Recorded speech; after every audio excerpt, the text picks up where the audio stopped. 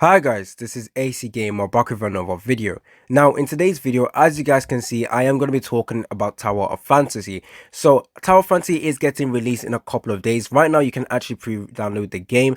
Now you guys have probably noticed I don't actually make any videos on Tower of Fantasy, but a lot of content creators have been making games or videos, sorry, on this game before the release happened. So I do want to make this video just so I can actually tell my subscribers and tell a lot of people why I actually will be playing this game and why I actually might enjoy, well, I will enjoy this game more than Genshin Impact. So a quick disclaimer, obviously I will be talking about Genshin Impact and Tower of Fantasy, and obviously a lot of people are probably going to disagree, especially if they're Genshin fans, but I am someone who does not like MMORPG or action RPG. I typically play turn-based games, and those are the type of games I actually play. So I wanted to make a change in my life to actually test out this game to see if it's something I've liked. So I did a couple of research on this game and I found out that Tower Fantasy is a game I would like. Genshin Impact is also a game that I could possibly play as well. Now, if you guys don't know, I have played Genshin Impact. I played for, well, I did reroll a lot of times, but I unfortunately wasn't able to get the character I actually wanted, so I was unable to play this game.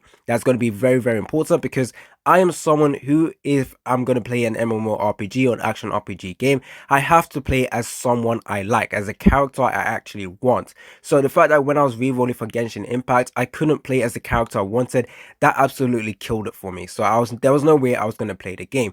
Now with Tower Fantasy, the fact that they're giving out a bunch of free resources that will allow me to play as the character I want is something I am absolutely happy about. So the fact that Genshin Impact has rates as well. So obviously newer characters are going to be coming out. Newer characters I will fall in love with and would love to play. So obviously taking a look at the rates with Genshin Impact, 0.6%. There is no way I will be able to get every single character I absolutely like. Obviously I'm not planning to summon on every single banner. But just taking a look at the rates, there is no chance for me pulling the characters I actually want. So there's no way I will be struggling in a game that I won't be having fun in. So that's why I decided to take a look at Tower of Fantasy. So the more research I do, the more gameplay I actually see, and the more research I do on the CN server as well, the more I actually start falling in love with Tower of Fantasy. So 2 months ago or 3 months ago, there was a new character that came out in Tower of Fantasy that has a very, very nice animation with terms of her skills. And there's 2 or 3 characters I absolutely love that is only available in the CN server right now, but obviously will be getting released in the global server later down the line. So those are characters I absolutely will want. Now in Genshin Impact, there's only 2 characters I actually like. 2 characters.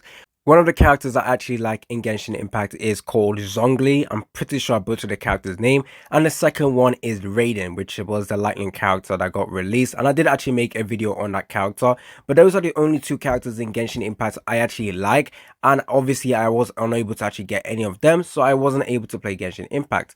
Now obviously I've talked about the SSR box that is going to be coming to the Tower Fantasy game, where you can actually get a character that you want. So if I am someone who wants to play as a certain character, I can absolutely do that straight away. So Tower Fantasy, Genshin Impact, everyone likes to compare both the games because they're actually quite similar with the gameplay. Even if there's slight differences, a lot of people will still compare both the games. I see Tower Fantasy as a copy to Genshin Impact. If you guys think that's a negative, I actually don't think it's a negative. I mean, obviously if there's a game out there that it looks absolutely amazing and you want to copy it, fine, go ahead, but obviously add your own twist to it, and that's what Tower Fantasy has done. They've also made it easier for you guys to get the characters you want, which is something I didn't like about Genshin Impact, and now that the Tower Fantasy can actually do that, it means I can actually play this game. So if you guys have seen the pre-registration rewards for Tower Fantasy, that reward is a lot better than Genshin Impact's pre-register rewards, as well as the first anniversary combined. So already Tower of Fantasy has already proven to be giving out more resources that Genshin Impact developers will ever do. And obviously with the anniversary for Genshin Impact being as toxic and terrible as it was, I don't really like how the devs are monetizing the game. But with Tower Fantasy, I don't think that's going to be an issue. So I can actively play this game without feeling like the devs don't like me or the devs don't want to show how much they love the players' support in the game. I personally don't think Tower Fantasy will be as huge as Genshin Impact because Genshin Impact have done so many things. They've actually made a huge community. I don't think Tower Fantasy can create a huge community like Genshin Impact. If you go to anime convention, you're going to see a lot of Genshin Impact merch, a lot of people dressing up as Genshin Impact characters. Now, do you see that happening with Tower Fantasy? I don't think that's going to happen, but there is some steps they can actually do to try and be a very, very good competitor against Genshin Impact.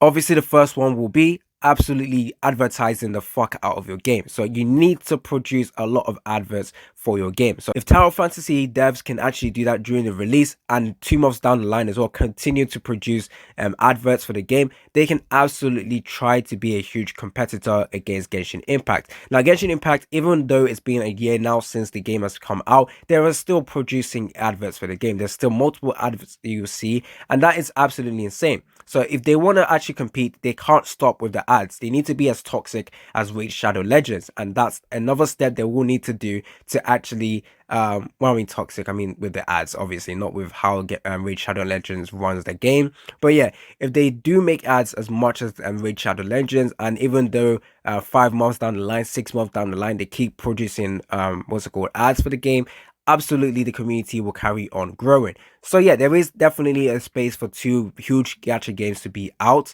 So yeah, I will be making content for the game. I will be obviously re-rolling as well. I won't be re-rolling hard like other games. To be honest, it actually is a lot easier now. There is 3 characters I'm actually looking forward to getting. As long as I have one of them within my first 30 summon, I will not be re-rolling. So I'm going to do like 4 re-rolls, and that is going to be pretty much it. I'm hoping to get King. I'm hoping to get Melvry, which is the ice unit. And the third one is Samir. So if I get Samir within my first 30 summon, obviously with the SSR box, I can either pick King, and obviously with the AT Pity as well, AT Summon Pity, I can also get another what's called SSR character or SSR weapon. So that's going to be very, very good. Now, if you guys want to know which game is more free to play friendly, well, a lot of people will say Genshin Impact is free to play friendly compared to Tower of Fantasy. The main argument for that is the fact there is no PvP, which is a good argument, I guess. If your argument is to say that you can play and beat every single contest in the game with 4-star characters, sure. However, not that many people want to beat the game with 4-star characters. No one wants to play it as a 4-star characters. Everyone wants to obviously get their high tier, high rarity characters with huge and better animations. If everyone wants that, why not play a game that makes it easier for you to get that? Now, obviously, PvP, I did hear that there is some system in place to make sure that it isn't as pay to win as possible, which is good. To be honest, if you don't like the PvP, don't play it. It's not like you're going to be losing out on a bunch of resources. Now, if you guys are wondering how I'm going to be playing this game, well, I will be playing on my PC as well as on my mobile phone.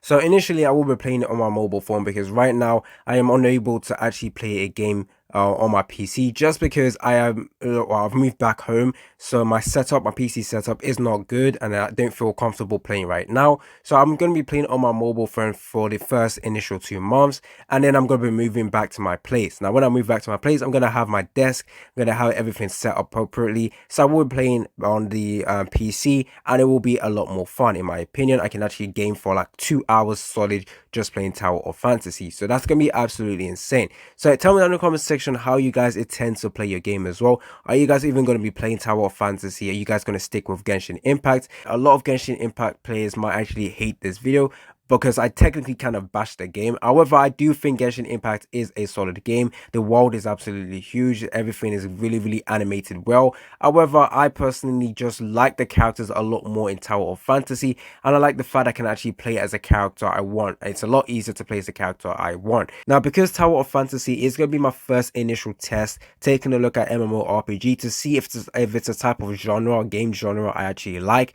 then if I don't actually like this game, I might actually end up dropping it. However, I do really, really want to play this game. I really do want to enjoy this game as well. Obviously, it is not up to me whether or not I enjoy it. It's up to the developers to try and make me enjoy the game. So hopefully you guys like this video. Tell me down in the comment section you guys going to be playing the game. Don't forget to like and subscribe. Tell me down your own opinions down in the comment section. If you guys are a Genshin Impact player as well, tell me what you think about Tower of Fantasy. Do you think it's just a cheap copy and all of that stuff? It's been your boy AC Gamer, and I'm out.